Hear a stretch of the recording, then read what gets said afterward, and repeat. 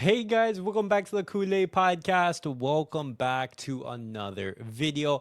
On today's video, guys, we're going to be talking about Fermín López because he did give an extensive interview talking about a variety of Barcelona topics, about his rise to the team, about Deco, about Hansi Flick, and about a wide range of Barcelona topics. And then as well, guys, I want to be talking about Pablo Torre and what his future lies, and as well talking about Marc Casadó. Is his future potentially up in the air? We'll talk about that. But guys, before I get started on the video, make sure to follow me all on my social media platforms. Everything's posted down below in the description. Go over there and check me out. That way you guys can stay up to date with everything that I do on the channel. But guys, let's get started with the video.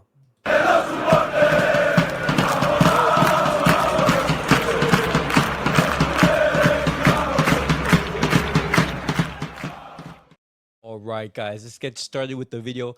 But a very quick announcement before I do. I want to wish every single one of you guys a happy Valentine's Day. Hopefully, you guys are spending a fantastic holiday with your loved ones. And hopefully, you guys are able to celebrate the holiday and enjoy. I just wishing you guys all the very, very best. But now, guys, starting with the video, I want to talk about Fermín López. Because Fermín López, he did give an interview to Sport. And he talked about, a wide range of Barcelona topics. And he starts off by talking about his perseverance and his place in the first team.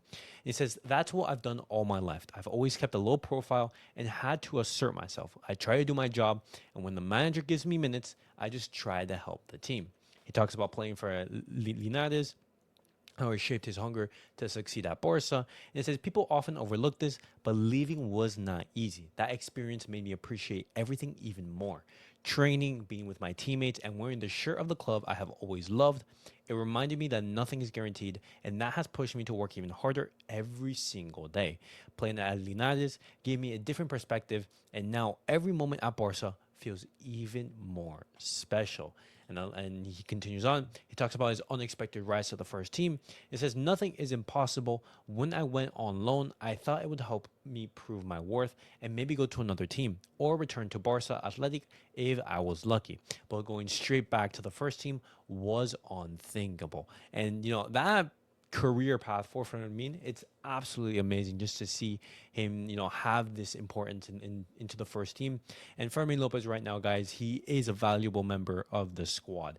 He offers minutes when Hansi Flick does need them. He offers goals, offers assists, and he's just a very, very crucial piece in the Hansi Flick squad. I would basically say he's maybe like the 12th or 13th man in the team right now. And, he talks about his ability to score goals. He says, "It's true that I've always had the ability to get into the box and finish well. At the start of the season, things weren't going as well for me, but now I have more confidence. The coach is giving more opportunities, and I'm trying to help the team."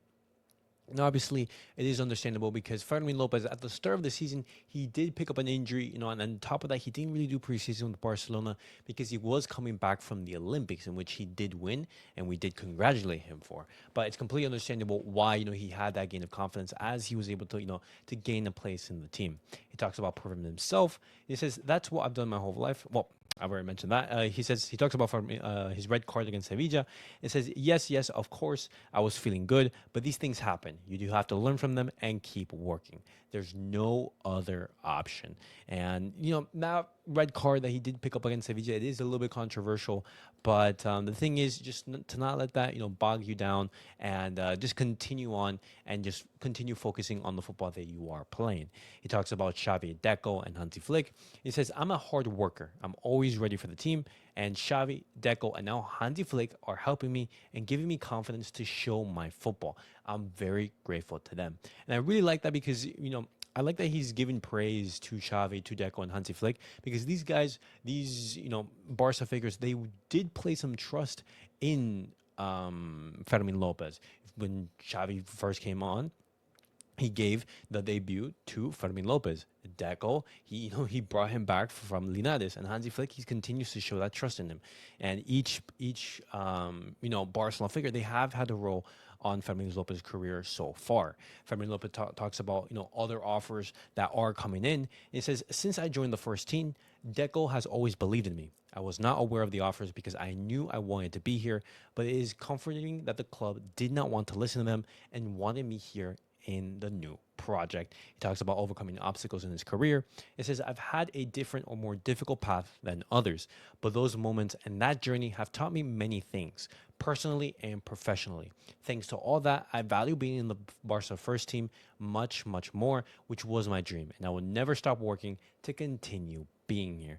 And, Fermín López is one of those players that I have been growing, that has been growing on me. And Fermín López, I just love the way that he plays. He's a player who is what you would call a box crasher, but he's just so influential. He has so much technical quality. And man, the work that he shows on the pitch, it makes you fall in love with the player. It truly, truly does.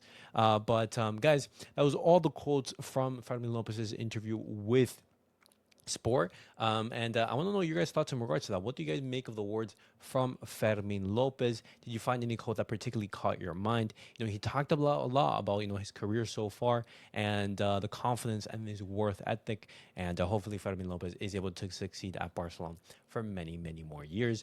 But now, guys, I want to be moving on, and I want to be talking about Marc Casadó, because this report from SER has emerged that's saying that Chelsea, among other English clubs, they are showing an interest in Marc Casadó. But Marc Casadó himself, he dreams of staying at Barcelona and having a successful career and winning lots of trophies. And, I'm not questioning Marc Casadó's commitment to the club, but with him losing some protagonism and basically having Frankie de Jong replace him in the starting 11, I want us to know if Barcelona would be looking to sell Marc Casadó. But that's just something that I'm throwing out there, guys, because at the end of the day, I don't think that Marc Casadó wants to leave the club, and I don't think Barcelona wants to sell him either.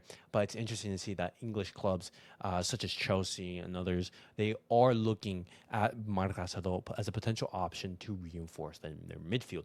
And if that does happen, and if those rumors, they do ramp up, what fee would you guys be looking for? Me personally, looking at how well Marc Casadó has been playing this season, I'm looking at a fee upwards of 60 million euros, around that price range. For his age, for the quality that he's been proving, I think it's a no-brainer. But the last piece of news that I did want to discuss with you guys today is in regards to Pablo Torre, because right now a report from Mundo Deportivo is basically stating that his future is dependent on his playing time this season. If he is in the club's long-term plans, then he needs regular minutes, and if he does not have those regular minutes, then his future is up in the air, and that's completely understandable. Pablo Torre, he has been impactful. He has been putting in work when he has been on the pitch. But the thing is, he wants to be out there. And as a young player, you want to be developing, and you don't want to stagnate. And that is something that I do applaud, for example. Pablo Torre, he is ambitious. He wants to be out there on the pitch. He wants, the very best for his career. And if I'm Barcelona, I'm looking, how can we incorporate Pablo Torre in those Hansi Flick plans? Hansi Flick, he is a fan of him, but when you have players such as Dani Olmo, Pedri, Fermín López, and, the plethora of other midfielders that we do have, it makes it very difficult to have a place in that squad. And so could the door for Pablo Torre leaving be open? I'm asking you guys that. And if he does leave, for what offer would you guys be looking to get for the Spaniard? I would maybe be looking 25 to 30 million for Pablo Torre. I think that is a fair offer. And I want to hear your guys' opinions in regards to that. But guys, that was it for the Barcelona news of the day. Definitely let me know your guys' thoughts on everything that I discussed on today's video. And as always, guys, happy Valentine's Day. Hopefully you guys enjoy it with your loved ones. And I'll see you guys all in the next video. Peace out, guys.